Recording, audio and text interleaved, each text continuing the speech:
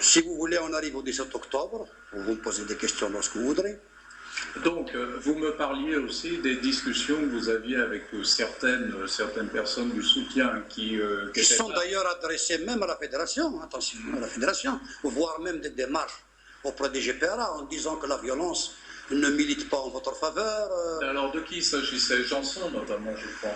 Vous savez, il y a tout un groupe de soutien, il y a tout un groupe d'hommes, à la fois dans l'ombre et dans la clarté. Les noms, cher monsieur, dans la mesure où il y a encore des vivants, je m'excuse, épargnez-moi de ne pas citer de nom.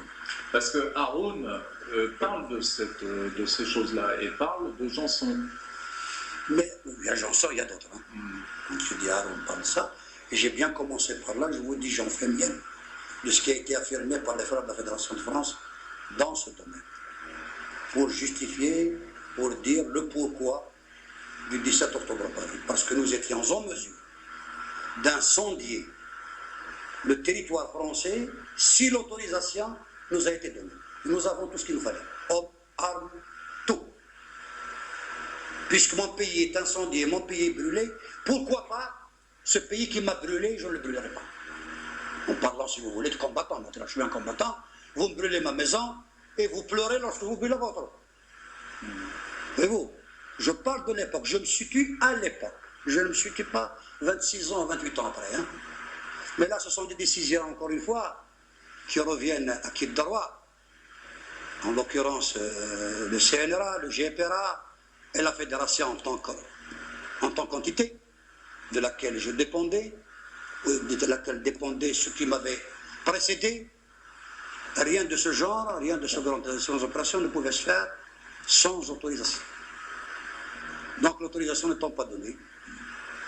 Et donc, ces opérations de grande envergure que nous avions préconisées étaient reportées. D'accord. Et vous m'indiquiez là qu'il y avait eu des démarches auprès du GPRA de la part de la fédération, non, de Français ou de la fédération, ça vous savez, pour la fédération elle-même de ce genre de choses. N'est pas lieu. N'est pas lieu.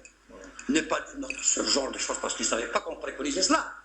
Ils citaient surtout lorsque nous menons une action contre un criminel, lorsque nous menons une action de défense légitime. Il se trouve que des fois des innocents tombent aussi. Des innocents tombent, j'en conviens. Il nous est arrivé d'avoir blessé involontairement une femme, involontairement un vieux, involontairement un gosse. Je dis bien involontairement parce que notre souci est d'y épargner.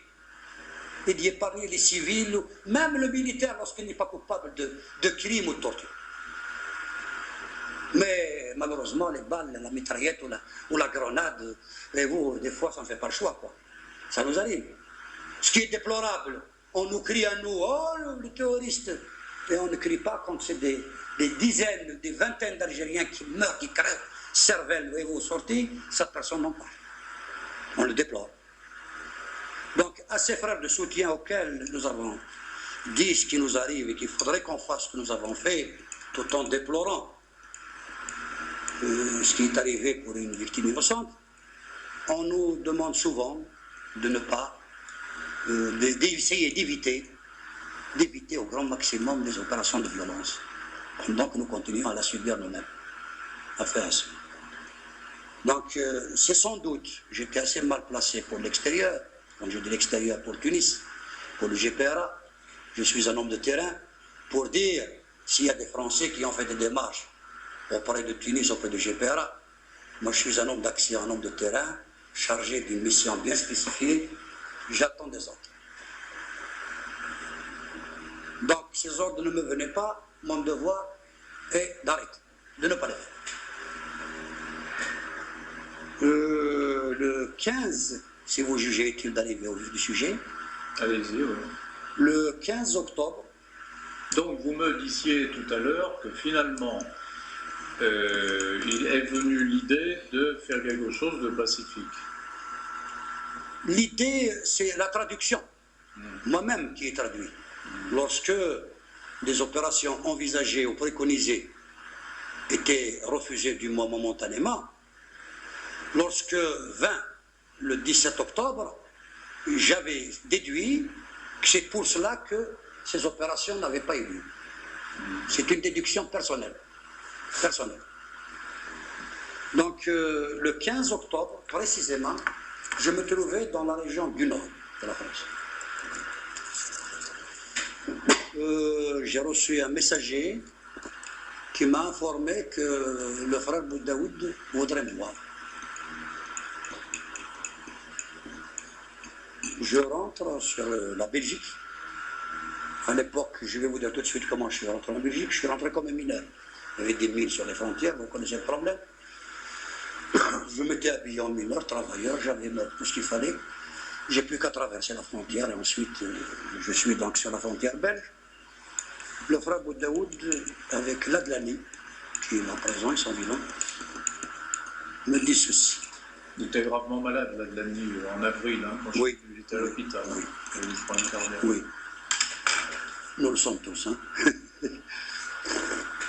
Alors, me dit ceci, en tant que coordinateur, qui a une mission à mener. Alors, j'ai reçu l'ordre suivant.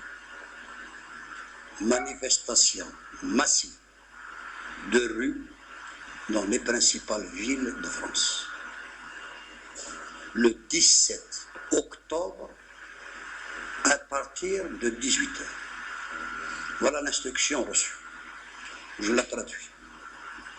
Manifestation massive, c'est-à-dire autorisation de manifestation massive pour le 17 octobre à partir de 18h, dans toutes les grandes villes de France, notamment Paris. C'était le 15. L'opération aura lieu le lendemain, je me trouve en Belgique. Comment est-ce que je vais arriver à rentrer vivant? Un ordre ne s'explique pas, il se donne seulement pendant la guerre. Du moins, même pendant la paix, dans certains lois. Donc j'ai le temps de le voir. Ajoutant, pacifiquement, ça a été dit tel que je viens de le dire. Pacifiquement. Donc l'instruction, je la répète, autorisation de la manifestation massive dans toutes les grandes villes de France, pacifiquement. On me le répète. Nous qui étions dans le brouhaha de la violence, nous qui étions dans le train de la guerre, exigeait d'un homme le désarmer, ne pas faire se laisser frapper, sans riposter. Admettez, c'est de l'impossible. Ce n'est possible que pour les faits. Les événements nous l'ont démontré. Une heure après, je reprends le chemin du nord de la France. Vers minuit, je me trouvais à Paris. Donc j'avais le 16 devant moi. La clandestinité, comment toucher le monsieur, comment toucher un autre, comment diffuser l'information. Parce que c'est la réussite de cette opération est due à son secret, si vous voulez. Nous l'avions gardé, puisque je vous dis personnellement, c'était le 15 octobre que je fus informé à partir de Belgique. Le 15 revenir, le 16 et le 17, vous connaissez ce qui s'était passé. Pas un seul Algérien ne possédait même pas un kennel. Il y a même des hommes, des militants, chargés de regarder si parmi les têtes qu'ils connaissaient, disons de Djouloud en civil, qui vous êtes autorisé de les fouiller, de les refouler. Ce qui s'est passé le 17 octobre à Paris, je crois que vous le connaissez suffisamment. La presse française, étrangère, voire même des cinéastes, des films, ont été tournés. En plus de la réussite totale de l'opération, je dirais même qu'elle a dépassé quelque peu nos prévisions. De par le temps qui nous était imparti, nous escomptions sur 50-60%. Nous avions misé, personnellement, de par le temps, le laps, le court temps qui me séparait de leur H et du jour J, la veille pour le lendemain, et la loi de la clandestinité, je me disais que si je réussissais à 50%, c'est du 90 pour ne pas dire du 100%. Mais aussi des centaines de morts et des milliers de blessés. La Seine débordée de cadavres d'Algériens, les bois de France, les bois de Vincennes, de Colombes, les rues de Paris, les boulevards, Porte de Neuilly, Bonne Nouvelle, à Michel, à Bastille, les cadavres d'Algériens, le sang. Les pompiers, paraît-il, pendant 3 ou 4 jours, n'avaient pas payé, n'avaient pas fini de laver le sang. C'est un prix, un mètre. Mais l'opération, telle qu'elle a été préconisée, telle qu'elle a été conçue, tout en déplorant les pertes humaines de notre côté, les frères de la Fédération de France, dans leur livre, parlaient de sang, mais je me rappelle à l'époque, le recensement a démontré quand même un peu plus que cela.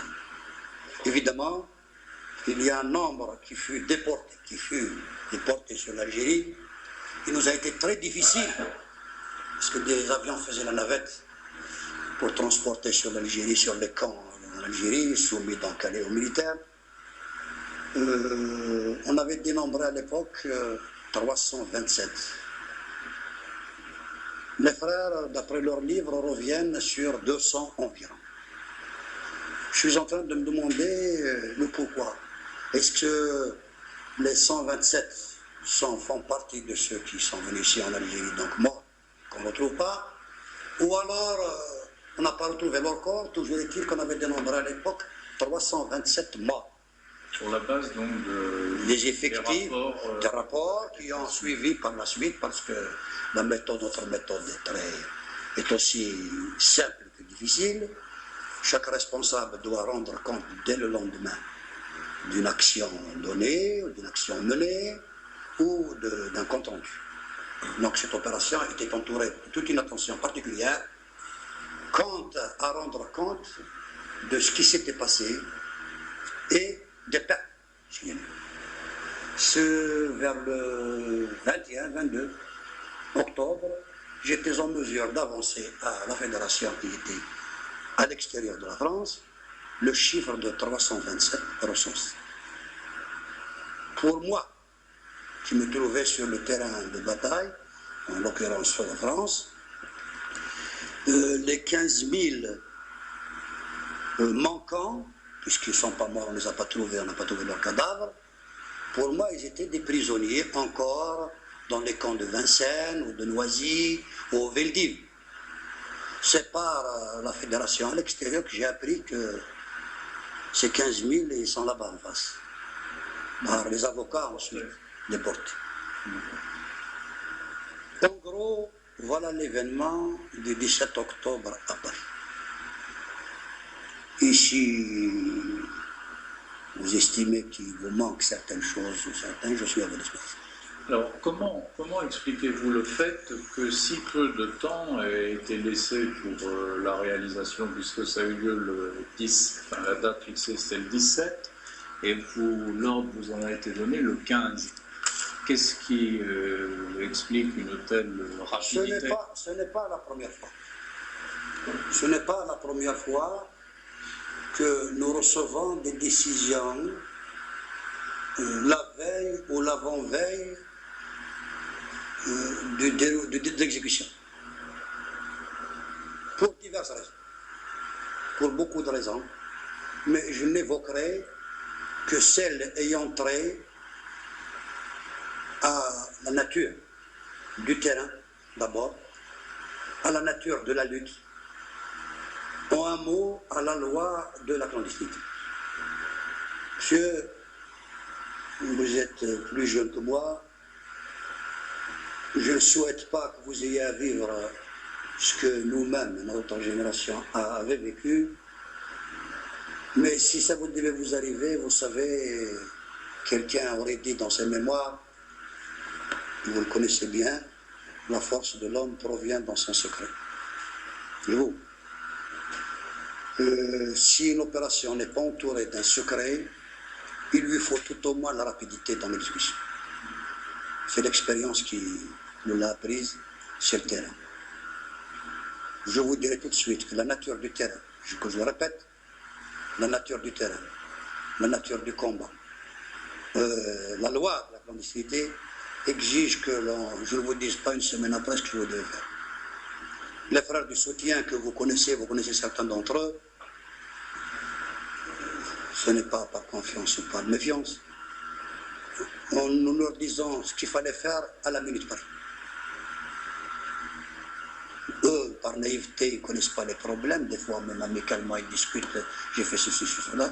Le temps de les former, de les forger, c'est-à-dire parce que nous, opprimés que nous sommes, nous savons que si nous déraillons d'un pouce, c'est tout vous. Donc, eux, ils ne sont pas aussi opprimés que nous, si ce n'est qu'ils veulent combattre, qu'ils veulent participer au combat pour la libération, pour la justice, pour le triomphe de la justice. Il y a quand même des naïvetés et ça nous a coûté cher aussi de ce côté-là. Ça nous a coûté cher. Des bavardages, des orgueils, on répète ce que j'ai fait, ce que cela. Ben, monsieur, vous me voyez 26 ans ou 27 ans après la libération de mon pays, c'est la première fois, je dis bien la première fois, que j'avais eu à répondre ou à accepter de répondre à un écrivain ou à un journaliste. J'ai refusé. Et je continuerai à le faire. Tout d'abord, par modestie, par conviction. Le devoir n'a pas de limite, d'une part. D'autre part, tant qu'on est vivant, on n'est pas encore à l'abri, si vous voulez, des problèmes. Je ne sais pas si j'ai satisfait que votre démarche. Sinon, je suis encore une fois à votre disposition. Et donc, dans un premier temps, il y avait eu donc, de votre part des demandes d'action de grande ampleur pour répondre à une répression qui devenait intolérable. Hein? Et donc, la réponse finalement qui vous est revenue, ça a été le 17 octobre. Le 17 octobre. Hein? C'est ça. C'est bien comme ça. Mais alors, vous-même, dans votre esprit à vous, vous l'indiquiez, vous étiez quand même confronté à ces violences que vous subissiez et à cette nécessité de faire face. Le moral. Comment avez-vous perçu la directive pacifiquement? C'est tout ça.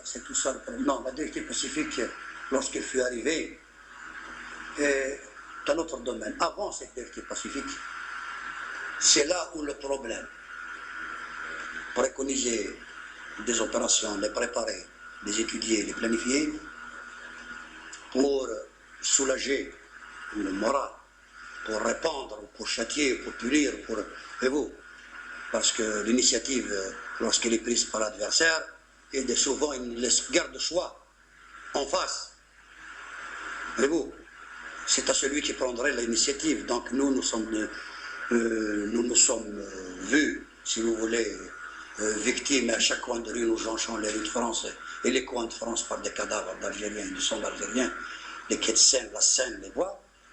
Ça commençait à bouillir, ça commençait la base de monde.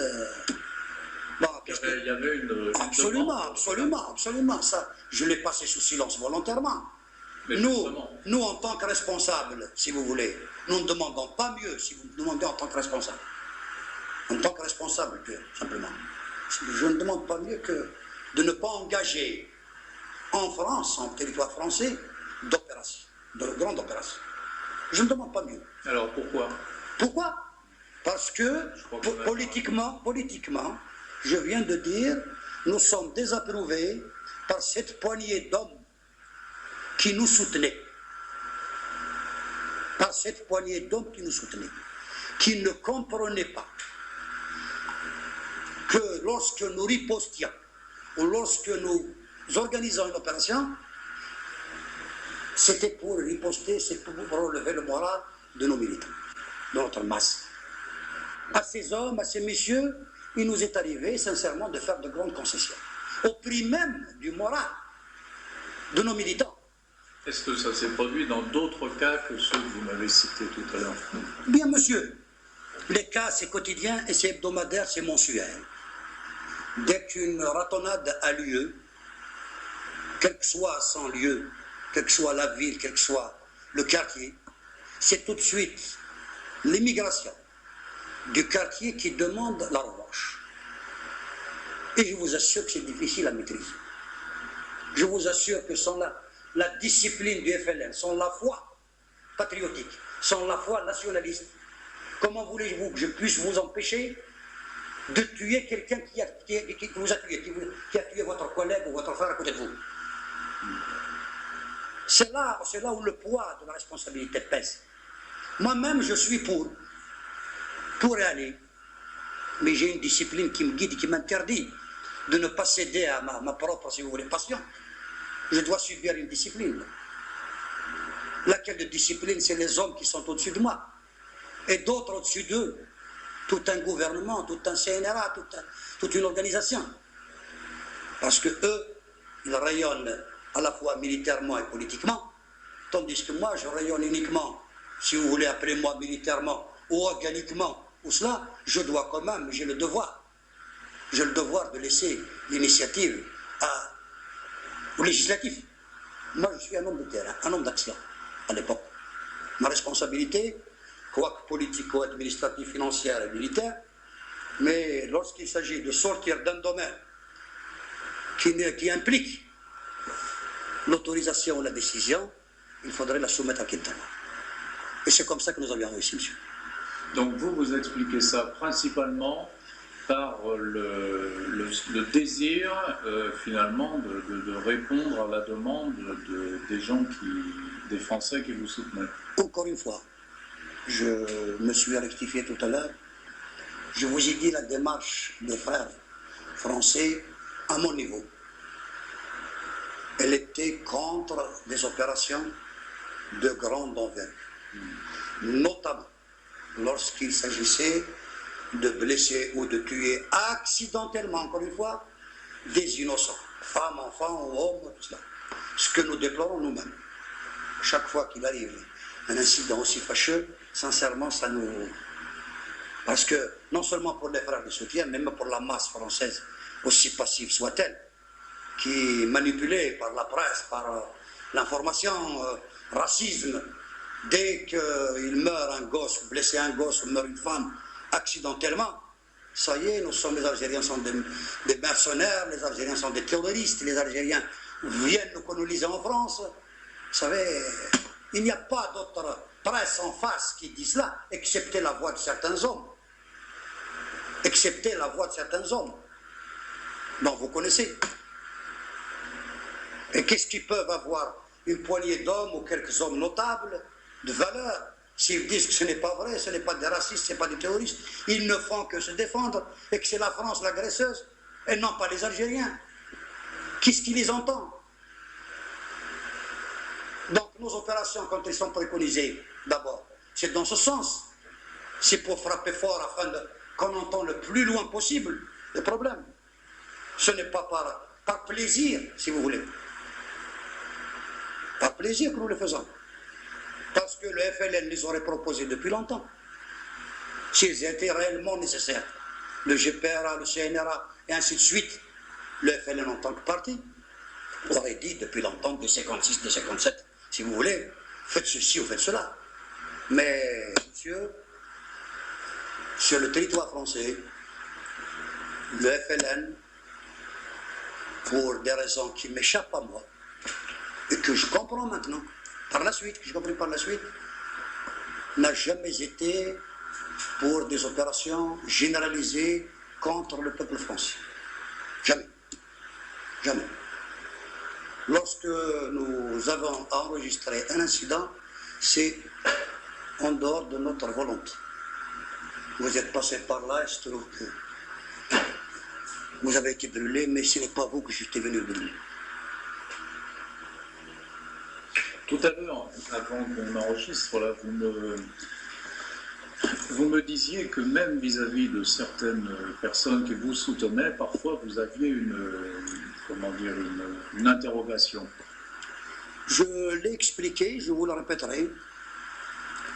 Nos discussions, lorsqu'elles sont houleuses, aussi houleuses qu'amicales et fraternelles, j'insiste, c'est quand vous me dites, vous, en tant que frère, j'étais chez vous, je suis dans votre maison, elle est en 62, 61, 60, en 59.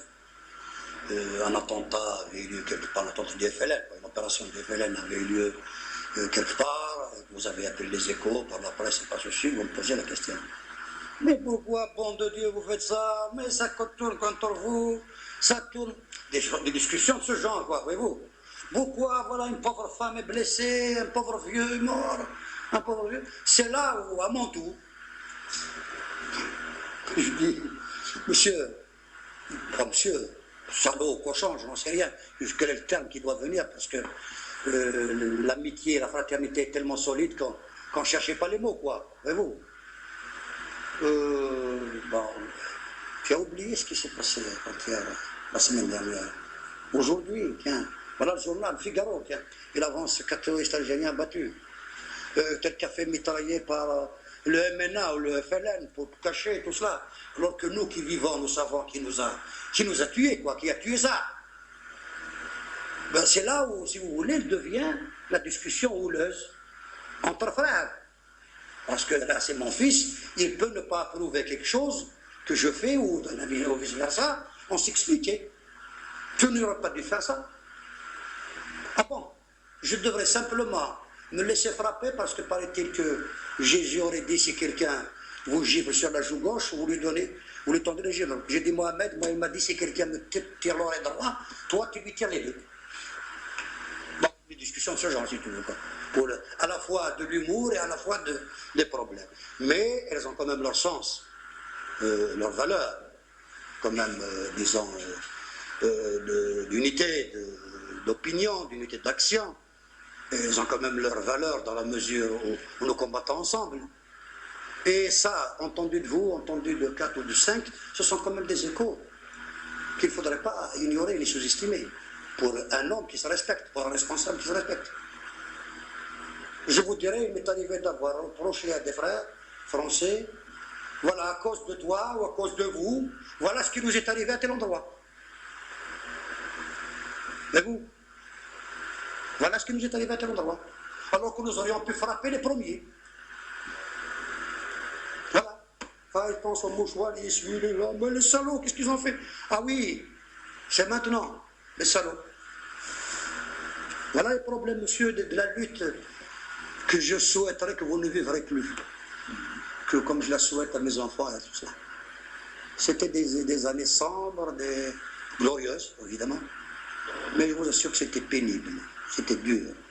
Et pour moi, ce qui m'avait marqué, ce qui me marque beaucoup dans tout cela, c'est quand vous aurez à demander à des victimes, à des torturés, à des tabassés, parce que les morts ne parlent pas, je ne parle pas de ceux qui sont morts, hein, de croiser les bras et de te laisser faire. Rien n'est plus pénible. Rien n'est plus difficile pour un responsable. Non, justement, là, il y avait, vous m'avez dit qu'il y avait donc une pression de la base pour réagir, hein, d'où les demandes qui avaient été faites. Bon, la réponse en retour, c'est manifestation pacifique. Alors, comment expliquez-vous que cet ordre ait été suivi au-delà même de ce qui était attendu, hein? Comment expliquez-vous ça? Par quel phénomène? Je m'excuse de vous agresser, voilà. Parce que vous méconnaissez totalement, ou vous ne le connaissez pas, totalement le FLN. Et je vous citerai un petit exemple qui va peut-être éclairer, ou deux, qui vont éclairer votre lanterne. La plus grande punition, la plus grande sanction que souvent, qui nous arrive de prendre à l'encontre d'un militant du FLN, c'est celui de le désarmer, premièrement. J'ai vu des hommes gémir, pleurer, parce qu'il a fait une sale action, où il s'est trompé d'action, où il a fait un accident. Au cours de son action, on le désarme. J'ai vu des hommes rentrer à la maison de fou là, de Paris, comment ça s'appelle, Joinville. Je vous assure que j'ai vu des hommes de valeur finir à Joinville, par le fait de l'avoir désarmé, parce qu'il est fautif. Il a commis une faute humaine ou pas volontaire. Hein. Je vous assure que j'ai vu des hommes pleurer pour leur avoir refusé d'aller faire une opération périlleuse, suicide, parce que c'est lui qui part et non pas lui.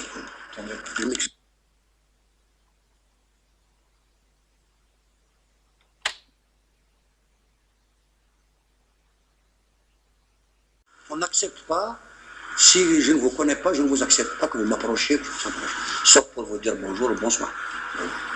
Alors, à partir de la période donc, où vous avez été contrôleur, comment se posait la question du MNA? À ce moment-là, est-ce que ça représentait encore quelque chose ou bien... Le MNA, pour moi, je m'excuse d'employer le mot moi, hein, responsable d'une organisation devant enfin, politico-administrative, et si la situation l'imposait, pourquoi pas militaire. Pour moi, le MNA était simplement les harkas par excellence. Il y avait des harkas à Noisy-le-Sec, à 18e arrondissement. Il y avait des harkas dans le nord de la France.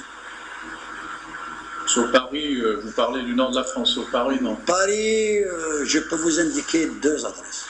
2. Qui était?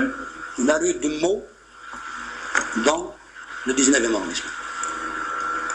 Il y a un autre foyer, je dis bien un petit hôtel, qui est surveillé par les CRS, garde cible, garde mobile du matin au soir, et qui suivent chaque opération policière derrière pour rafaler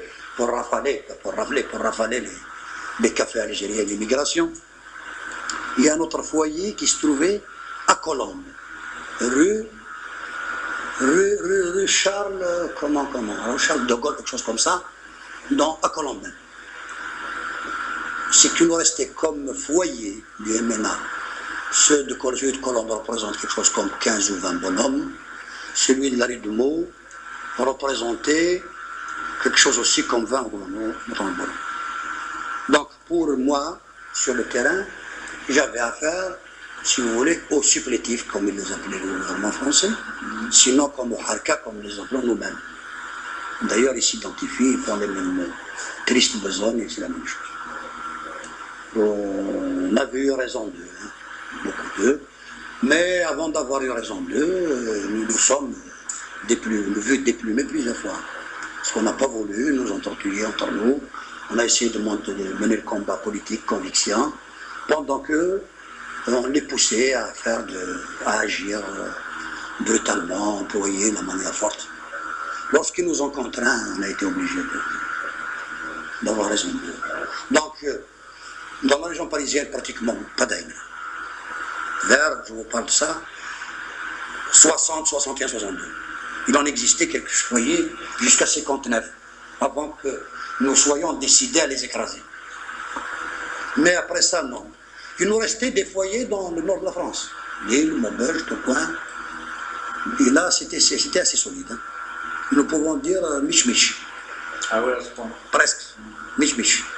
D'ailleurs, on a fini par faire une petite trêve même. Ah ouais. Parce que ça compte trêve, c'est-à-dire se défendre seulement. Mais jamais agresser, parce que ça fait le jeu de la police, ça fait le jeu de... Justement, la police utilisait beaucoup quand le corps d'un Algérien était retrouvé, y compris dans les journaux. Très souvent, c'est victime je vous l'ai dit au départ, monsieur. De règlement de compte entre Algériens. Je vous l'ai dit, monsieur, au départ, je vous l'ai dit, quand c'est la police française qui tue, c'est toujours les Algériens qui se sont entretués. Quand c'est nous qui sommes résolus à nous défendre ou à châtier un criminel ou un tortionnaire, là nous sommes des terroristes, nous sommes des bandits, des indésirables, des ceci, de cela, je vous l'ai dit.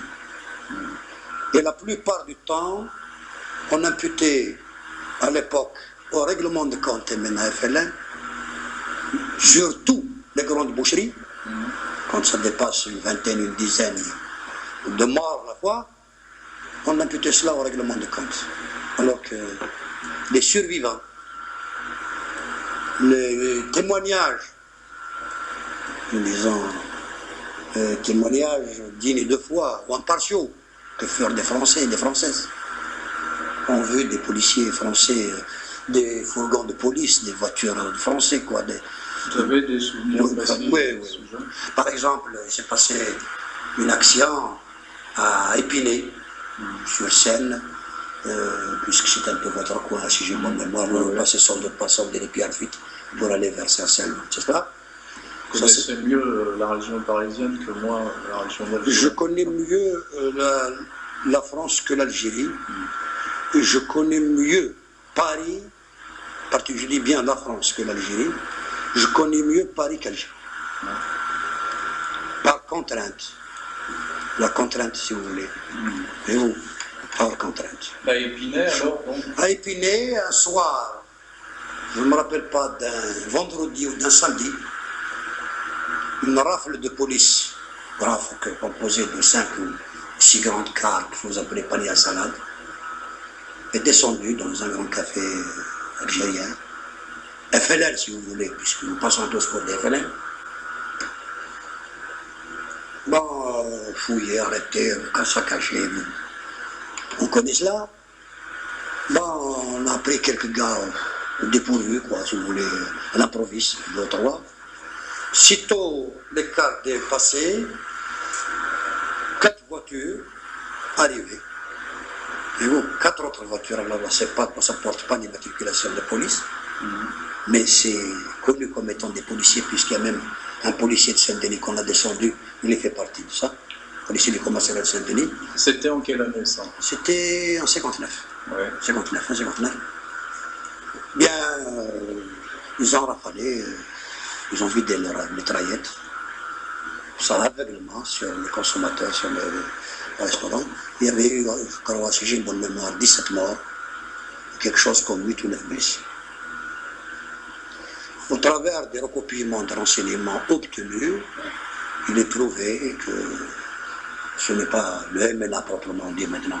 Ils peuvent habiller, si vous voulez, maintenant on n'a pas d'habillement spéciaux comme le FLN d'ailleurs, mais il y a des têtes propres d'Européens, blancs, etc., d'où notamment ce policier qui n'a pas échappé à la vue de tout le monde, des Français et des Françaises, l'ont cité nominativement, et comme il est notoirement connu, cyniquement connu si vous voulez, dans le coin.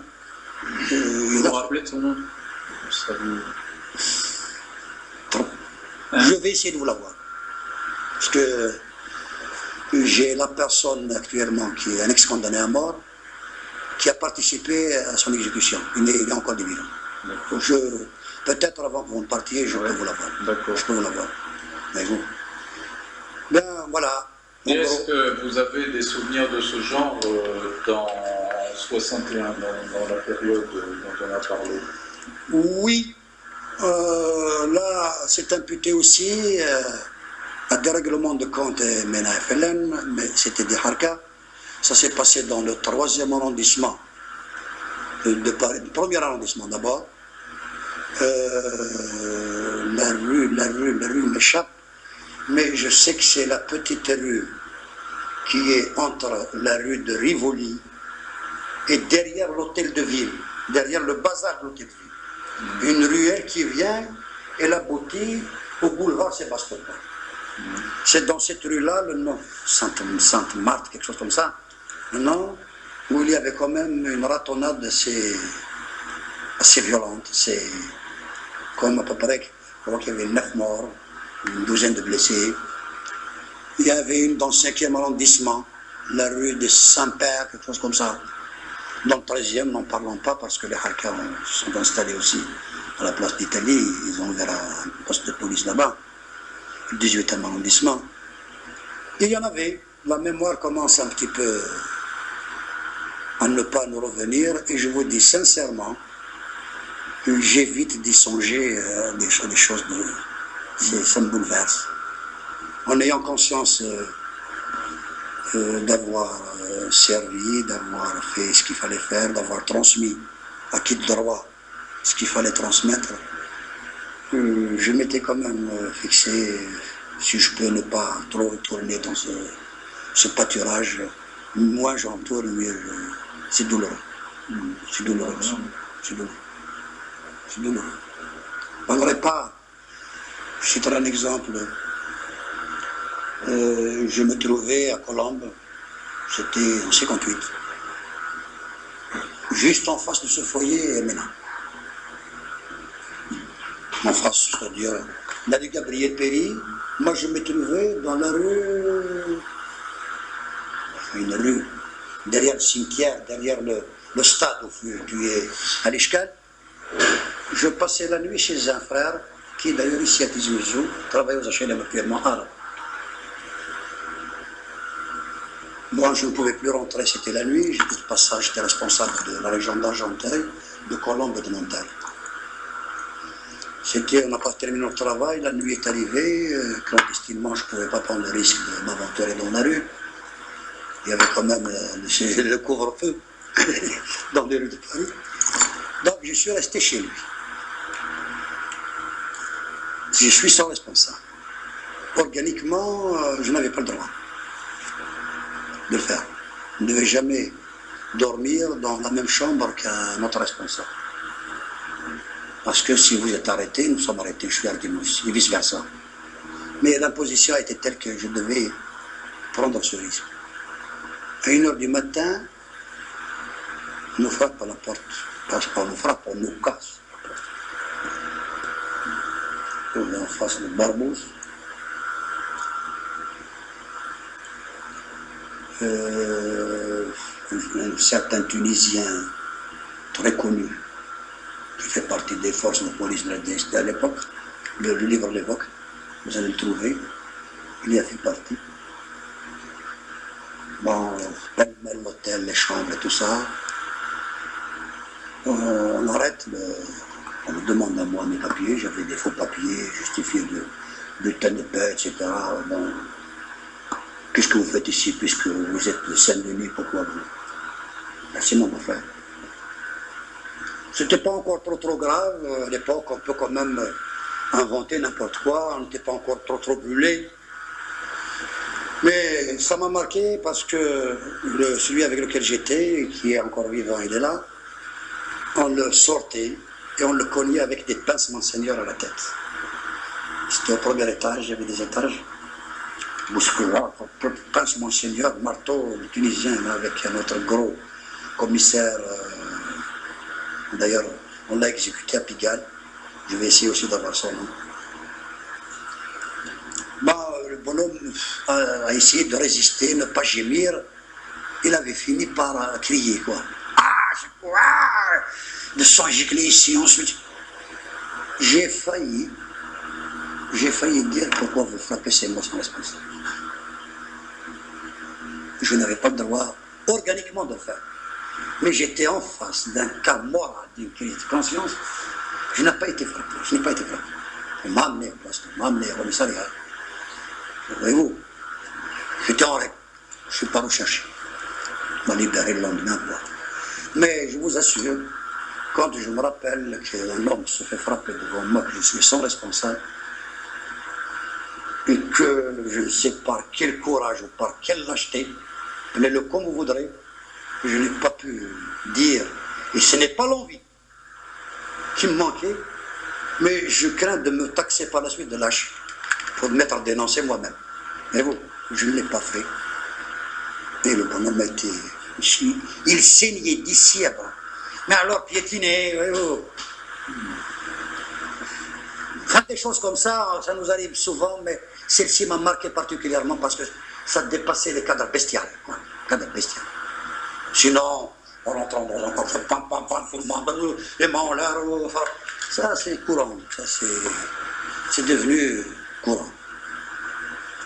Et autour d'octobre 61, est-ce que vous avez eu connaissance d'une descente de police dans un hôtel où il y aurait eu un nombre important de tués?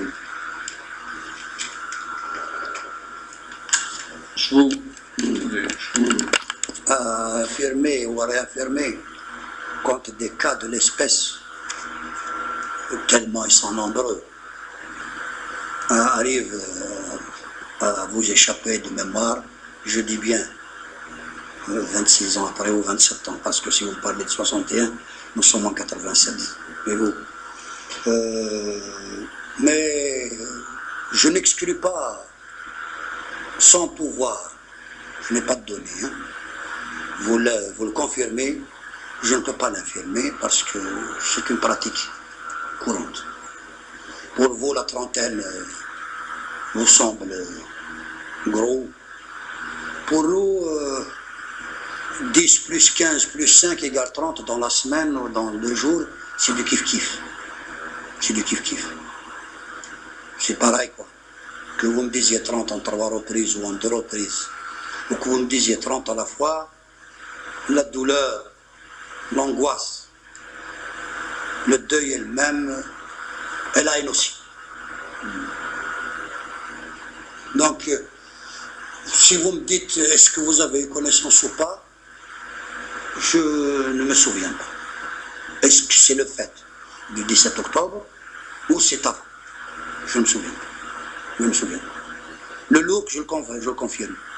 Le look, je confirme des cadavres, comme je confirme sur les quais de Saint-Michel, comme je confirme sur le pont de Neuilly des cadavres, comme je confirme le bois de Vincennes et le bois de Boulogne. Sur le quai Saint-Michel? Le quai, le canal. Ah, le canal. Le canal. Le canal qui est après le Châtelet, en allant sur Saint-Michel, vous avez un canal là. Ouais. Le canal Saint-Michel, il a été empêché des corps. Des corps. Et où le pont de Neuilly, n'en parlons pas, si vous voulez. N'en parlons pas. L'île Saint-Denis, par exemple. Mais là, ils venaient flottants, voyez-vous, les corps, ils venaient, ils sont à vue, quoi. Voyez-vous. Enfin, on n'arrivait plus, nous-mêmes, FLN, à dénombrer ces pertes qui étaient douloureuses, qui étaient, si vous voulez, devenues quotidiennes. Nous les dénombrons à fur et à mesure où ils nous sont communiqués, mais il est certain que le tout n'est pas connu du tout. L'ensemble n'est pas connu. D'autant plus que vous connaissiez... Nous nous connaissons clandestinement. Clandestinement. Non, mais monsieur, vous êtes responsable de 20 bonhommes. Le monsieur est responsable de 50 bonhommes. Lui, de 60. Vous répondez de vos 20, il répond de ses 50, il répond de ses 60. Quand vous me dites, sur mes 60, il me reste 50, vous devez vous expliquer pourquoi. J'ai 5 morts, j'ai 2 arrêtés, ils sont à tel endroit, j'ai 2 blessés, etc. Régulièrement, ça se fait couramment. Les gens qui ont manifesté donc étaient tous nécessairement connus de l'organisation. Structurés. Ils ne peuvent pas échapper au nombre. Parce que moi je m'appelle responsable, si vous voulez, excusez l'expression, c'est pas pour me donner d'importance, de 130 000 bonhommes. Mes subordonnés sont responsables chacun de 30 000, de 50 000, de 60 000. Et eux, après eux, il y a d'autres de 20, de 15 000, ainsi de suite jusqu'au chef de cellule qui est responsable de 5 bonhommes ou de 8 ou de 4 ou de 5. Et vous? Ce qui va donc du simple cotisant jusque... C'est structuré, monsieur. Il y a la structure militante seule, à part, la structure adhérente à part, la structure sympathisante à part. Ça, c'est quelque chose de propre à nous. Nous savons où épuiser des hommes d'action quand il le faut. D'ailleurs, ils sont là seuls. Même leur structure diffère de celle des sympathisants. Et le mot sympathisant, je dois le justifier. C'est surtout la personne âgée. C'est surtout la personne, disons, paralysée, plutôt handicapée. C'est ce que nous appelons les sympathisants. Parce que je ne peux pas les confondre, les mettre dans le lot des militants aptes à faire la guerre ou à lutter. Et vous, les adhérents, c'est quand vous venez, si vous voulez, d'une région lointaine et avant que vous puissiez prétendre au mot militant, on ne vous connaît pas, on se donne le temps de voir ce que vous êtes. Donc vous êtes classé dans la catégorie adhérente. Vous êtes dans mon effectif, j'ai 5 militants, j'ai 10 adhérents, j'ai 5 sympathisants. Vous arrivez, puisque vous êtes dans mon quartier, il est tout à fait naturel que c'est chez moi que vous devez aboutir. Mais de but en blanc, si vous êtes âgé, vous êtes dans les sympathisants, si vous êtes apte, vous êtes dans les adhérents, le temps de vous faire connaître, de vous connaître. Et ensuite, donc, il y a les militants. Ensuite, il y a les militants. Là, c'est sacré, là, c'est Donc, tous les gens qui ont manifesté ce jour-là, donc d'une manière ou d'une autre, étaient connus. Non, seulement. Hein? Obligatoirement connus. D'accord. Obligatoirement connus. Structurés, monsieur. Je dirais même, ils ont la matricule.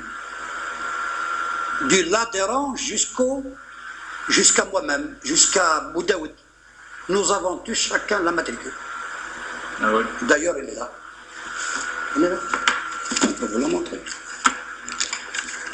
Le 17 octobre jusqu'à 20h, écrit le régional 2133. C'est vous? Non, le régional. Oui. Moi, je suis le 2. Oui. Le responsable sous moi, c'est le 1. Oui. Le responsable sous le 1 est le 3. Oui. Le responsable sous le 3 est le 3. Ouais. Donc celui-ci est un régional, il le dit bien. Écrit le régional, c'est un permanent, hein, 2133.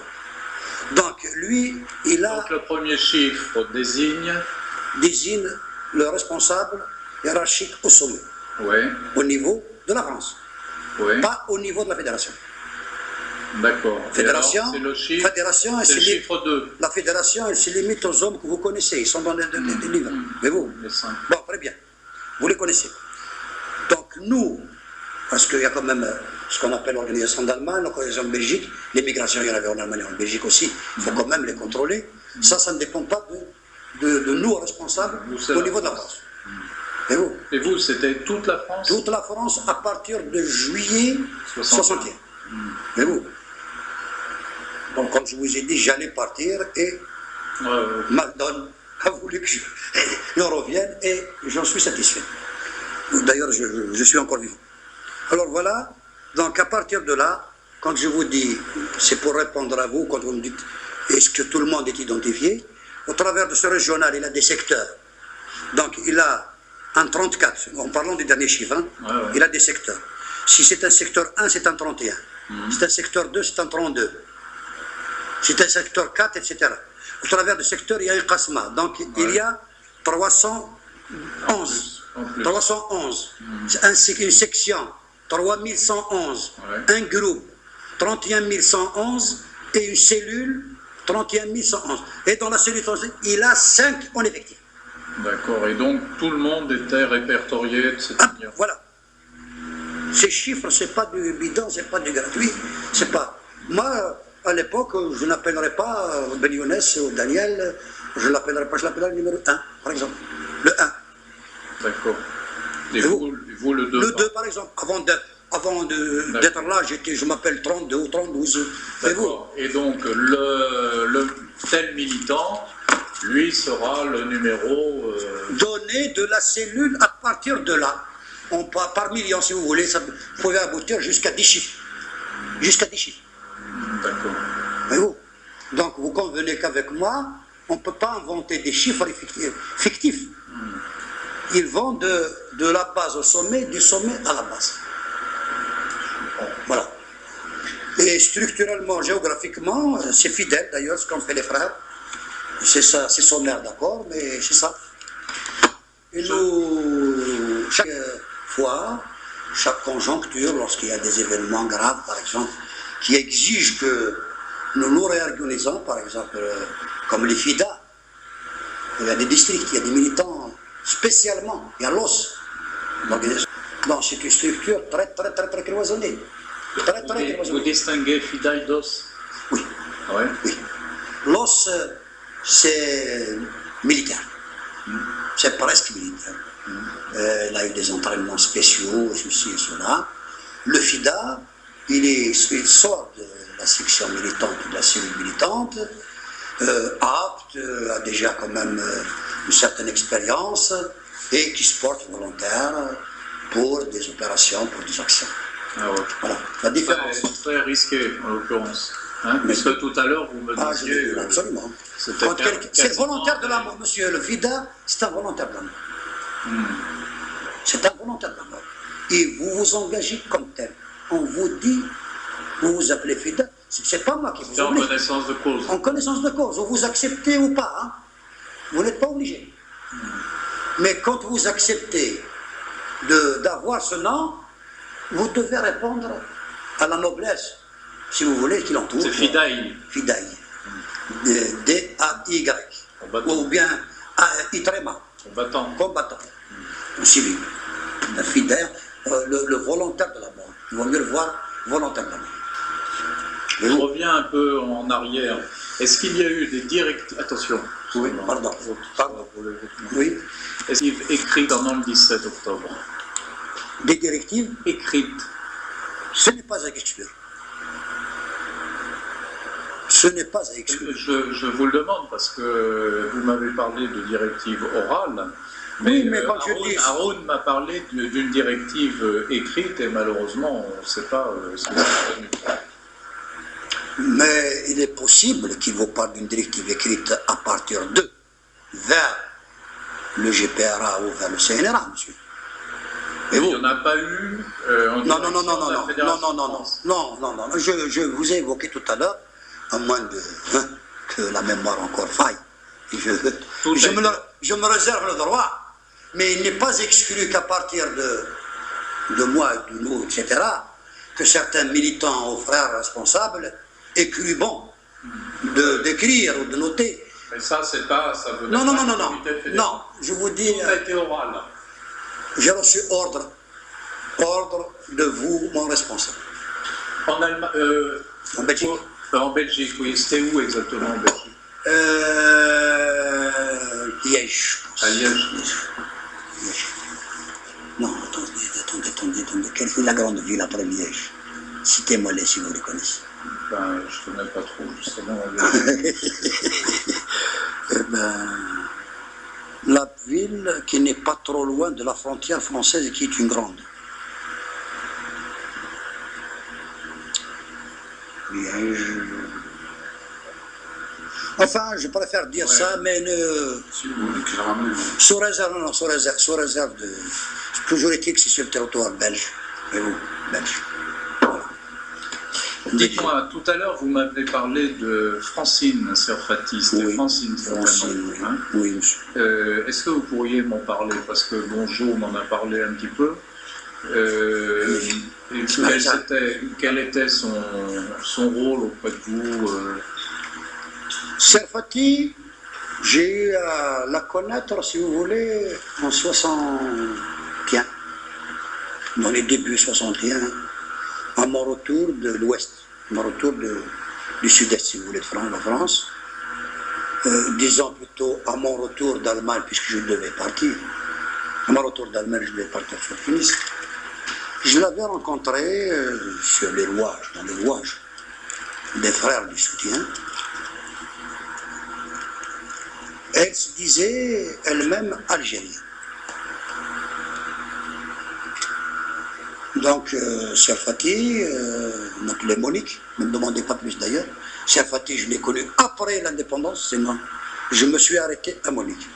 Elle ne cachait du tout pas qu'elle est juive. Elle les revendique même. Elle est quelque peu formée d'ailleurs, formée pour la clandestinité, elle a certaines notions.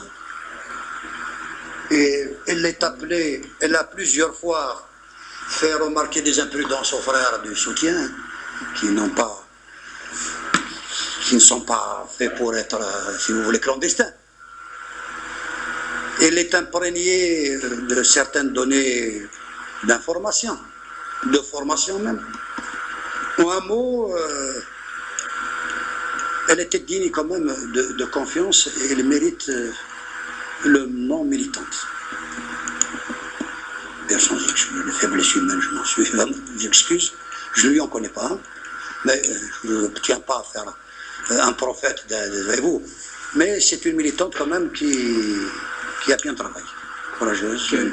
Non, Monique, je parle. Mais quel rôle elle avait auprès de vous?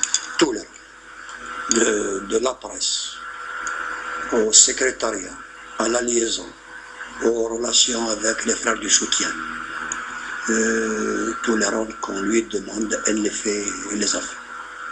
Je vous dirais même, dans l'une de mes sorties vers l'extérieur par le canal, évitez de le dire donc s'il vous plaît, je préfère pas censurer. C'est impudence. Donc, Serfati est l'une parmi d'autres, qui ont quand même contribué. Vous pouvez me la décrire comment elle était? Parce que moi, je ne l'ai jamais connue, hein, physiquement. Elle était blonde, brune? Brune, oui. Brune.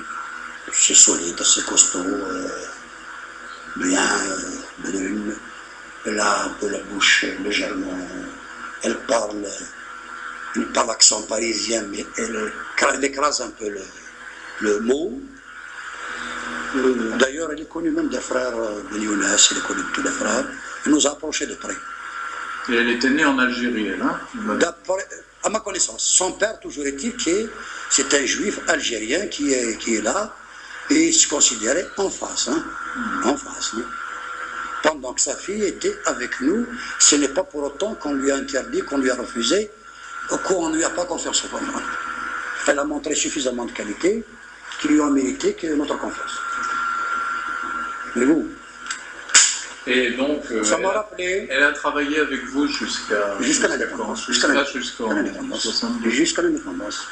Ça m'a rappelé, évidemment, ce n'est pas un parallèle à faire, parce qu'elle se considère algérienne. Lorsqu'on parle en juif, hein, je m'excuse.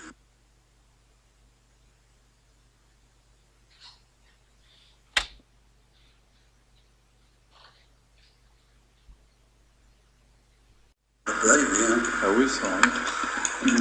Oh, puisque vous êtes encore là, on peut... Ouais, mais enfin, c'est à s'arracher les cheveux comme ça. C'est vrai, c'est vrai.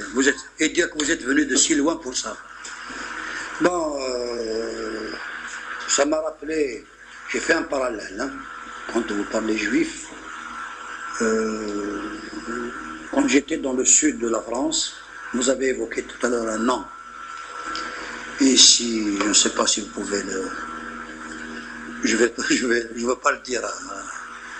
Bono? Oui, enfin, disons Bono.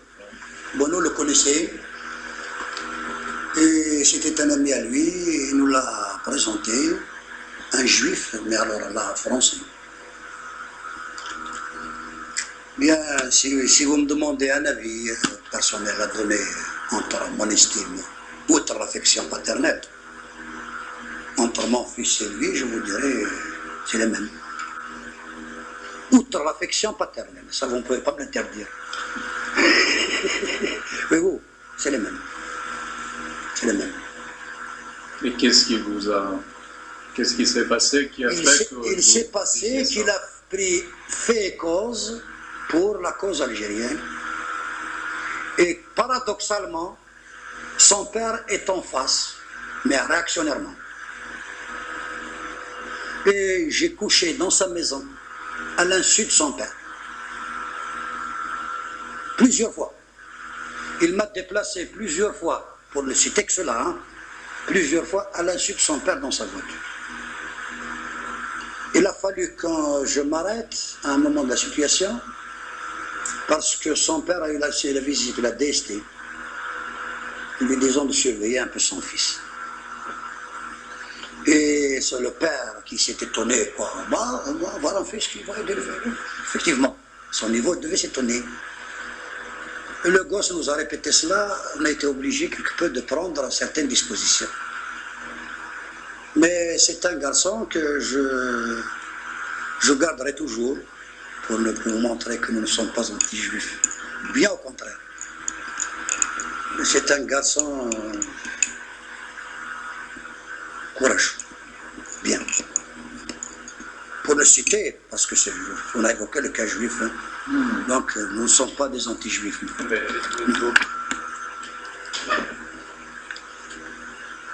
À un moment donné, ça. Donc finalement, vous avez échappé à la police jusqu'au bout.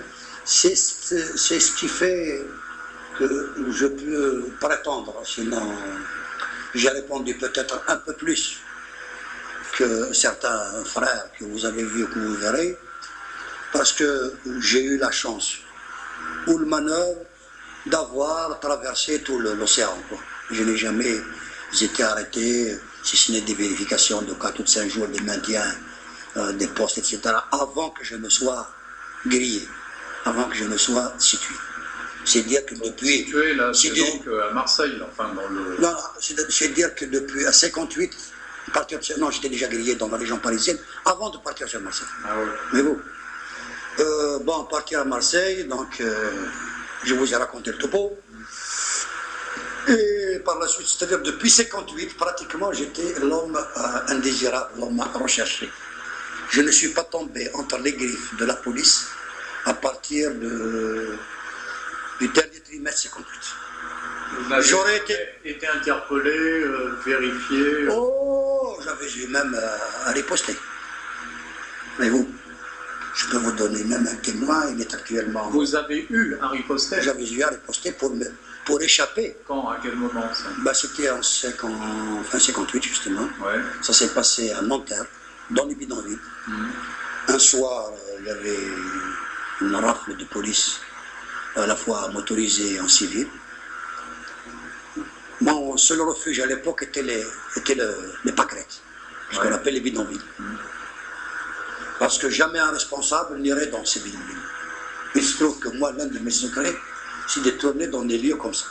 Et pourquoi jamais un responsable n'aurait été dans des lieux comme ça. N'aurait, par exemple, dans l'esprit de la police. Ah oui, d'accord. Dans l'esprit de la police, de la répression, un responsable important n'irait jamais passer la nuit ou coucher sous un... Pour eux, le responsable est félin, il s'accepte du luxe, quoi. C'est pas vrai. À ce moment-là, vous aviez quel responsable? J'étais régional.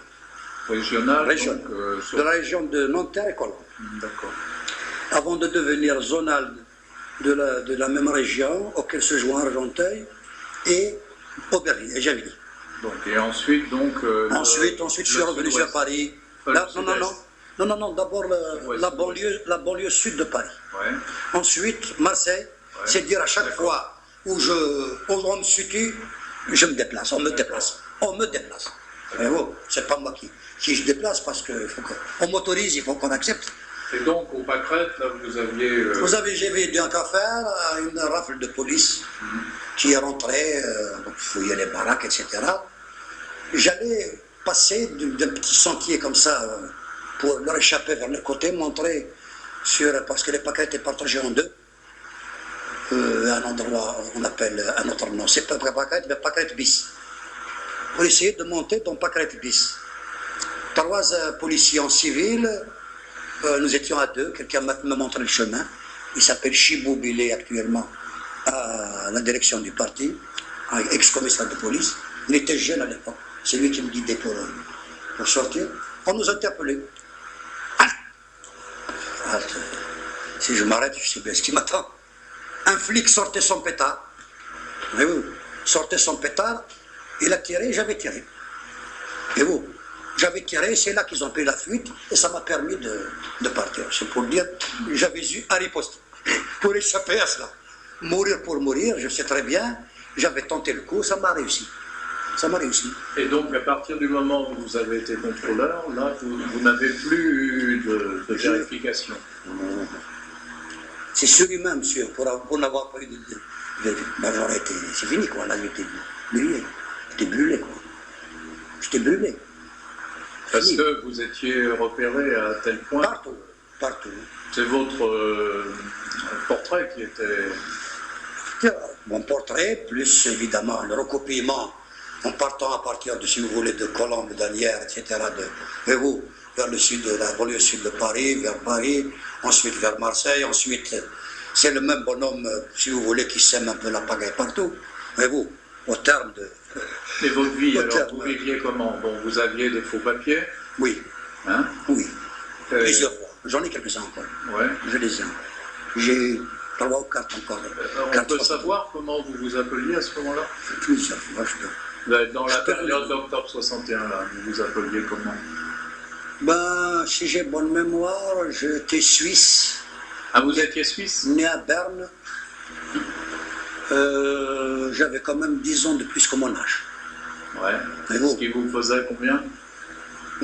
Disons 10 ans de plus que mon âge, c'était en 61, donc j'avais 31 ans, 41 ans. 41 ans. Mais bon. Et alors, vous viviez comment? Vous changiez souvent? Ah, ça. Ouais. Je ne peux pas, pratiquement. Il est fort possible que j'arrive chez vous un soir et que je sors tout de suite, quoi. Guidé par l'instinct ou par autre chose, je n'en sais rien. Et comment? Vous aviez beaucoup de plantes comme ça? Oui. Ouais. Oui. Oui. Que vous connaissiez ouais, pour avoir milité de la base au sommet, monsieur. J'ai traversé tout le rouage. J'ai traversé tout le rouage. J'ai commencé militant pour aboutir là. Je n'ai pas été parachuté, moi.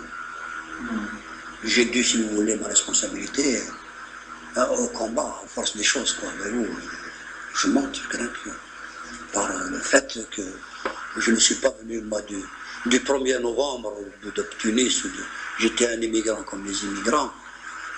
J'ai commencé à militer d'abord, comme je vous l'ai expliqué, entre amis, famille, etc., pour aboutir à l'organisation structurellement parlant. Donc, et vous circuliez comment? Quand je travaillais, quand ce n'était pas grave, je connaissais la banlieue comme ma poche pour y avoir habité, notamment la banlieue ouest, Saint-Denis, Pierrefitte, etc., jusqu'à Creil. Ensuite, Gennevilliers, Argenteuil, Conflans, Nanterre, Courbevoie, où j'étais responsable avant d'être repéré. Et vous. Et ensuite, si vous voulez, Ivry, Vitry, Courbevoie, Noisy-le-Sec, Bagneux et tout cela, jusqu'à la Porte d'Orléans. Ensuite, sur Marseille et Lyon.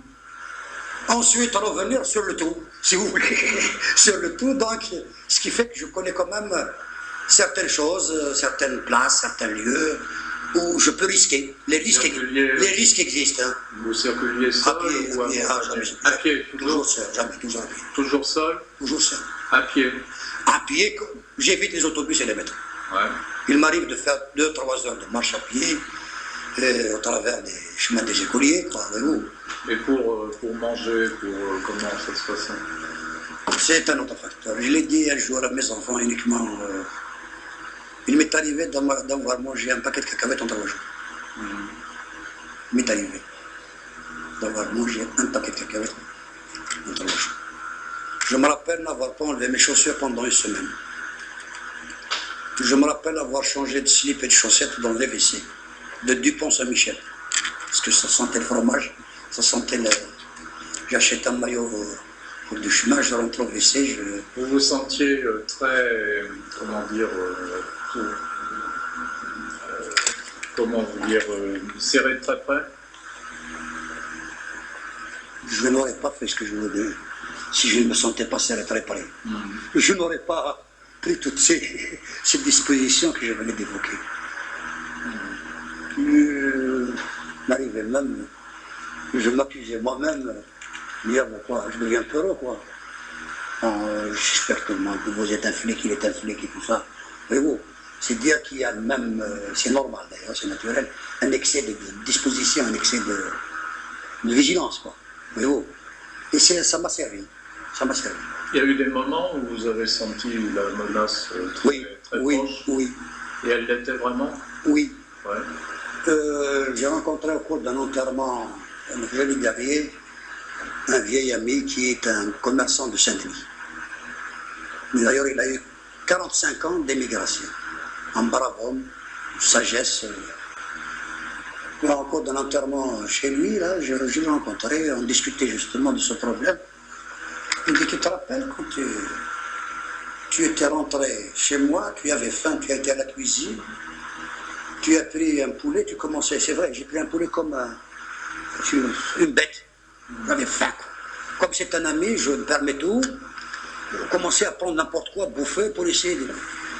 Je rentre dans cette cuisine, 2 quarts de flics, plus une voiture de civil s'arrêtait devant le... Non, la cuisine, elle a une porte sur la cour. Donc avant de rentrer déjà, il y a la salle du café, restaurant, bar, etc. La cuisine est au fond, elle est cachée. Le hasard a voulu que cette porte qu'il existe une porte donnant sur cour, et que cette cour a une porte qui donnait sur la rue de la Charonnerie, on appelle ça. Regardez le hasard. Ce jour-là, j'aurais été cuit. Ça se passait fin... Ils ont fait une descente là où vous étiez? Là où je suis. Voyez-vous. Et là, il me l'a rappelé lui-même. Un autre jour, dans ce même café-restaurant, je passais avec Baba Ahmed. Je voulais donner son nom totalement. Il a des faux papiers, j'ai des faux papiers. Il est grillé, j'étais grillé. Il fallait bien subsister, quoi. Il fallait bien becter quelque chose au bout de 3 ou 4 jours, les crever comme des chiens. Il faudrait bien quand même... On passe comme des zèbres. Et tiens, on va passer par là, mais on ne sait jamais. Hein. C'est repéré par la police au lieu. On va quand même essayer de voler un morceau et puis partir. Je dis bien voler. Hein. Je vais manger à la sauvette. Voilà. Tout le café, il y avait du monde. Toute la clientèle était silencieuse. Était silencieuse. Ce qui se passe. On regarde comme ça, quelqu'un nous dit, messieurs, ne bougez pas. Alors, ils étaient dedans déjà. Ils sont 4 civils. Nous n'avons pas remarqué de voiture de police devant la porte parce que c'est la précaution élémentaire que nous prenons que d'avoir avant d'aborder une rue ou avant d'aborder, c'est remarquer quelque chose, c'est qu'il y a d'anormal. Ils étaient déjà dedans. Fort heureusement, ils n'avaient pas cité la police du quartier et non pas la police qui avait notre fichage. Bon, ils nous demandent qu'est-ce que vous faites ici, on vient manger. Oh, mais vous habitez où? Nous habitons à Saint-Denis, quoi. Nous sommes à Saint-Denis. Fort heureusement que nos papiers étaient de Saint-Denis tous les deux. Ah ouais. Alors que nous n'y habitons pas. Alors vous travaillez, oui. Bulletin de paie, etc. Nous travaillons. Le patron qui nous a dit, messieurs, si vous me touchez à des clients comme ça, moi, parce qu'eux, ils le connaissent très bien, il est vieux dans Saint-Denis, eh bien, on n'a pas été arrêté. On n'a pas été arrêté. Grâce à ce patron, il m'a rappelé les deux. Moi, je les ai perdus, si vous voulez, parce qu'il y a tellement de choses. Je vous dis ça parce que ça s'est passé la semaine dernière, où il me les a rappelés lui-même. C'est un hasard. Et des bulletins de paie, comment vous pouviez vous en procurer? Monsieur, en relation monsieur, ce document peut vous apprendre beaucoup de choses. Je m'excuse. Non, je l'ai. Voilà, très bien. Moi, je l'ai lu sommairement et que je n'ai pas à le lire, si vous voulez, parce qu'il raconte quelque chose que j'ai vécu, si vous voulez. Il n'a pas tout dit, mais il a le mérite quand même d'avoir existé, d'avoir jeté quand même. Mais c'était par relation, c'est-à-dire qu'il y avait certains employeurs qui fournissaient des faux bulletins, hein, c'est ça? Non, non, c'est assez profond. Hein? C'est assez profond. Nous avons nos propres moyens, nos propres machines, nos propres... Voyez-vous, je vous dis que moi-même, je ne les connais pas. Loin là. Je mentirais en vous disant, moi je disposais de ce matériel, mais au niveau de la fédération, dans l'un et celui-ci, il y a tous ces moyens-là, ils existent un peu, surtout en Allemagne, en Belgique, où on peut faire n'importe quoi. Où on peut faire n'importe quoi. À partir du moment où moi j'avais même un faux permis de conduire. Je conduisais, mais ça m'est arrivé d'avoir conduit. Avec un faux permis de conduire. Donc Suisse toujours. Enfin, Suisse ou français ou espagnol, ça dépend de la région où je me trouve, à quoi je ressemble. J'ai eu à changer 5 fois. 5 fois J'en ai gardé, je crois, 3, depuis 59. De 59 à 62, 5 fois. 5 fois parce que je ne pouvais pas le faire 10 fois. Je ne pouvais pas faire votre nom quand vous étiez suisse?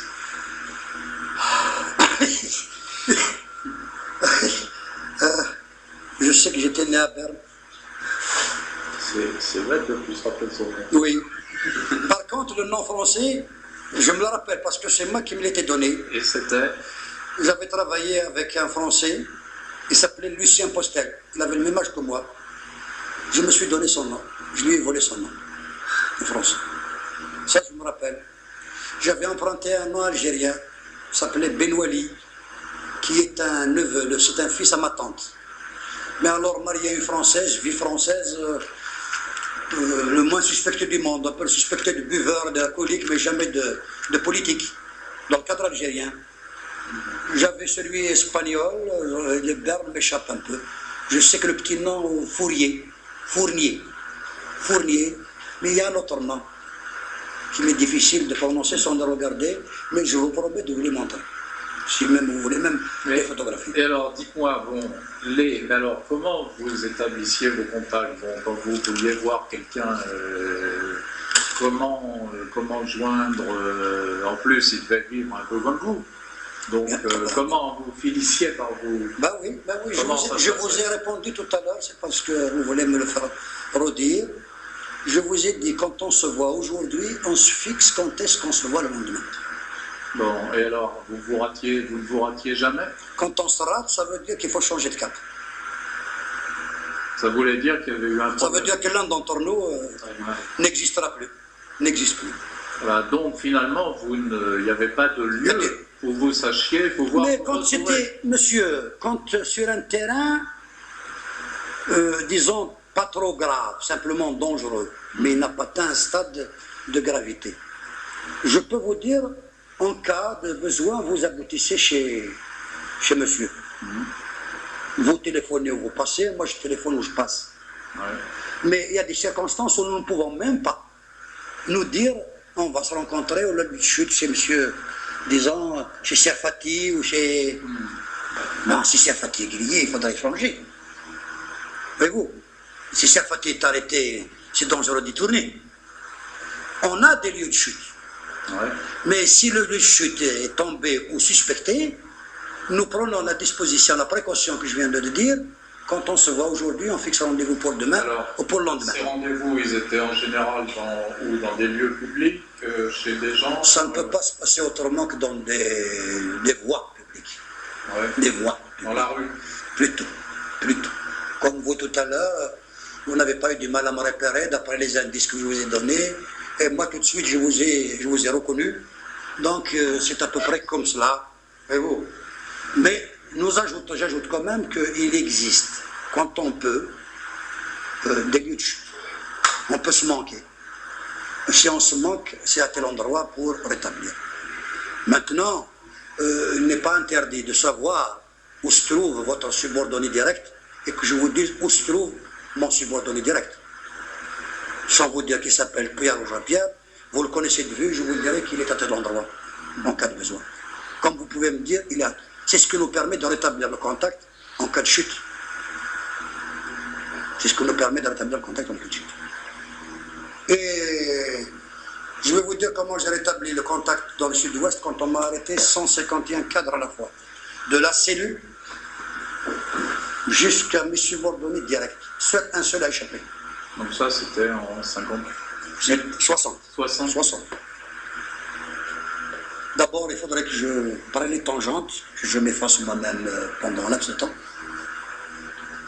Et comme il n'y avait personne auprès de ma cocher, je me suis aventuré dans un quartier algérien. Bidonville par excellence. On appelle ça Sainte-Marthe. Je passe comme un chiffonnier ou comme un solar, comme vous voulez. Je pointe là et on m'arrête. On m'amène dans une cabane. La police? Non, les Algériens. Ah oui. Les Algériens. Donc je suis un indicateur, je suis un dangereux, je suis un policier, mais je parle algérien. Donc j'ai pris le risque de m'aventurer dans ce bidonville. Bon, qu'est-ce que tu es, qu'est-ce que tu sais? Je suis un Algérien comme vous. Je suis de passage, je cherche du pain, je cherche du travail. Je connais pas le quartier, je passe. Tout ça fait que l'un appelle l'autre, parce que je sais par coutume, si vous voulez, par tradition, par habitude, vous ne risquez rien tout de suite. Il faudrait que, vous ne pouvez pas être tué tout de suite, il faudrait qu'on appelle son responsable. L'autre appelle le sien. Ben, au 5e round, 5e gars qui est venu me voir pour décider de ce qu'il doit me faire, j'ai trouvé l'un de ceux qui a échappé. Et ben, au travers de lui, j'ai pu reconstituer tout le 151, ça veut dire de Nice, Saint-Raphaël, Saint-Tropez, Toulon, Nîmes, j'ai pu reconstituer Avignon. Lui me montre un autre, il va chez un autre il va chez un autre. Avec tout ça, j'ai mis 1 mois et demi, mais j'ai rétabli. J'ai rétabli. Et vous, C'est des petites choses comme ça, mais vous, évidemment, c'est pas vous qui les emploierez, surtout quand on sait que si vous vous êtes arrêté dans un quartier algérien sans que vous soyez connu, c'est pas souvent que... Là, vous avez, par hasard, là, vous avez abordé un sujet, là, vous dites, bon, là, si vous aviez été considéré comme un traître ou comme un dissident qu'on essayait, vous auriez pu être exécuté. Bien sûr. Alors, comment ça se passerait, ce genre de choses? Vous me dites qu'il fallait qu'il y ait 4 ou 5 responsables qui soient consultés, ça ne se faisait pas... Moi, je me suis arrêté au 5e. Peut-être j'aurais été jusqu'au... Voyez-vous, mais il n'y en avait pas d'eau après. Tout le monde est arrêté. Je sais que le 5e, c'était un chef de section. Voyez-vous. Eh bien, chef de section, il m'a connu d'abord de vue, il a entendu de nom que je suis un responsable du FLN, sans savoir que je suis un responsable de Marseille. Il sait tout simplement que vous, M. Hinoudi, vous êtes un responsable permanent du FLN. Et comme vous êtes d'une même région natale de l'Algérie, d'abord il vous a appelé M. Hinoudi. Donc déjà ça, lui étant chef de section, il vous connaît de nom. Il peut être, si vous voulez, de la même région que lui. Il est de chez vous. Ensuite, il connaît que vous activez dans le parti. Donc ça déjà, il vous a soustrait. Ça vous déteint. Maintenant, si c'est le contraire qui s'impose, vous n'arrivez pas. On prend des enquêtes. D'où vous êtes venu. Ben, j'habite, en parlant de Marseille, j'habite Aix-en-Provence, par exemple. On va à Aix-en-Provence. Quel endroit, quel souci, voilà, tel endroit. Vous connaissez qui? Je connais Ali, je connais Larbi, je connais Flan. On y va. Au travers de ceux-là qui sont connus aussi du coin, parce qu'on voit le responsable, oui, il est de chez nous ou pas de chez nous. S'il a le malheur de mentir, de nous dire, de nous faire, donc, son compte est réglé, monsieur. Pas souvent, hein. Pas souvent. C'était des choses rares. Rares, mais c'est arrivé. Et je suppose qu'il y a eu des... c'est à peu près inévitable. C'est la guerre. Des débordements, non? C'est la guerre. Il ne peut pas y avoir de révolution sans la marge d'erreur, je m'en excuse. Et vous, volontairement, jamais. Mais des grands risques, vous savez, nous n'avons pas de prison, monsieur. Nous n'avons pas de prison. Nous n'avons pas où mettre les gens, où les garder, où les soucis, ou cela. Heureux ceux qui sont simplement droits et honnêtes. Maintenant, suivant vous tombez sur moi, vous tombez sur un autre, vous tombez... Ce n'est pas par pitié ou par sentiment. Des gens qui peuvent pousser plus loin l'enquête et d'autres ne peuvent pas aller plus loin. Pour eux, ça s'arrête là. Et le temps que vous arriviez, vous savez qu'il est mort. Même si vous tuez celui qui l'a fait, même si le mal est en fait. Mais vous, c'est rare, mais on avait eu des cas. Et c'était sur quelle décision? Qui était amené à prendre ce genre de décision? Mais ils peuvent être prises à partir de la base même, monsieur. Si un harki s'aventurerait à faire ce que j'ai fait, moi, et qu'il ait prouvé qu'il soit harki, qu'il a joué ce jeu que j'avais joué moi en prenant ce risque, ben, il est tuable. Hein. Mais on ne peut pas condamner les militants qui ont fait cela. Il est tuable. Il est tuable, et depuis l'avènement Harka, l'avènement messaliste, je vous assure que si on a mis longtemps pour réagir, mais quand on avait réagi, il y a un prix à mettre. Hein. Il y a un prix à mettre. Parce que quand je vous perds, et je perds lui par un certain sentiment de fraternité, de force, fraternité, non, pas de combat, pas de souci, ensuite des autres, ben, vous savez, 57, 58, ça a été des années noires. Noires, à bien des domaines. Les polices spécialisées, les polices officielles, les barboses, les messalistes, les harkas. C'était pas facile, hein. C'était pas facile. Ce n'était pas facile. Les harkis, ils sont arrivés à partir de 58 Oui, 59, voilà. 59 Ils ont 59, fin 58, 59. C'est Patton qui les a installés. Oui, à l'époque, c'était lui le préfet de police. Ouais. C'était lui le préfet de police. Vous m'avez parlé de Montaner tout à l'heure. Est-ce que vous avez des éléments particuliers sur lui? Montaner était à la SAS d'ici d'abord, l'administration spécialisée de l'armée, là, service spécialisé. Oui. Quelle région? D'Algérie, je crois même de Kabylie. Ouais. Avant de venir à la tête des Haraka, il était sous les ordres du capitaine Léger, le sinistre Léger, si vous avez lu Le Temps de Léopard. Capitaine Léger, oui. Des renseignements généraux. Ici à Alger. Oui. Il était sous ses ordres. Et quand les Haraka sont venus là-bas, c'est lui le responsable, capitaine Montaner, qui est venu à leur tête. Oui. Il nous a échappé que 2 fois. Ah bon? Il nous a échappé que 2 fois, entre autres. Que 2 fois? Que 2 fois, oui. Alors, vous m'avez parlé d'une, et la deuxième? Que 2 fois. Ça veut dire on a essayé de... On a tenté, ouais. On n'a pas réussi. Et la deuxième fois, vous m'en avez pas parlé. Vous m'avez parlé de la bande. La bande, oui. Oui. Il a été tiré. Il a été manqué. Quand? Ben, sûrement 59. Ah ouais? Oui. Il a été tiré, il a été manqué. Il y a un ou 2 qui est blessé, lui, il a manqué. Il n'a pas s'écouté. Vous savez, ça arrive, les échecs, non? Vous les concevez, non? Vous concevez les échecs?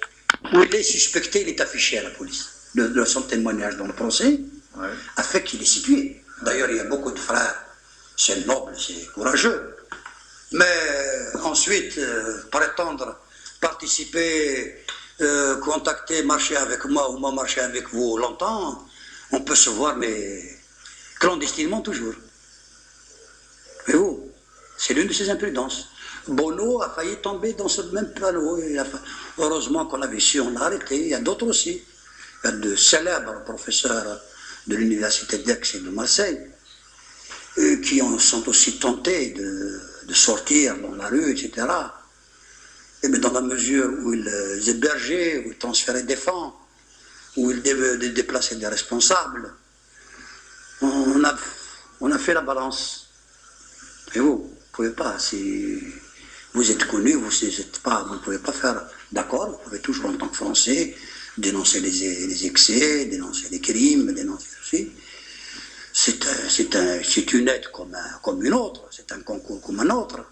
Il est politique, mais organiquement, à ce moment-là, c'est fini. C'est fini. Ça ne veut pas dire que vous n'avez pas fait quoi que ce soit, au contraire. Vous avez fait quelque chose de très bien. Mais pour, disons, la participation effective, soit dans les transferts, parce que les amis français, jamais les armes, jamais rien.